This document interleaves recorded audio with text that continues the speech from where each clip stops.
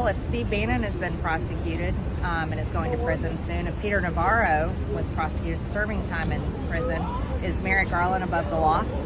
I mean, I thought the whole argument is that no one is above the law. And now that we've held him in contempt of Congress, he should be prosecuted by the Department of Justice, and he deserves the exact same fate as Peter Navarro and Steve Bannon.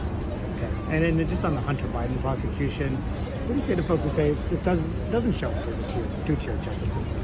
I'll tell you what, if they want to prove that there's not a two-tier justice system, then they need to prosecute all the BLM rioters from 2020, the Antifa rioters, the ones that burned down many cities, caused $2 billion in damages, killed people.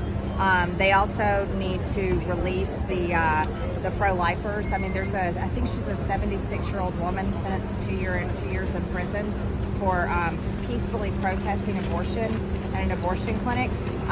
They didn't put any of what about all the people that were threatening the lives of Supreme Court justices when Roe versus Wade, right before Roe versus Wade was overturned? When the Department of Justice wants to prosecute those people, then we'll start to reconsider. When they want to actually, hold Merrick Garland, take him in, prosecute him, and put him in prison, then the American people will start considering maybe there's not a two-tier justice system. But as far as Hunter Biden's concerned, until Biden's Department of Justice prosecutes him for FARA, as soon as they prosecute him for human sex trafficking, which he is absolutely guilty of, and all the problems with the IRS, then the American people will actually go, you know what, maybe there's not a two-tier justice system.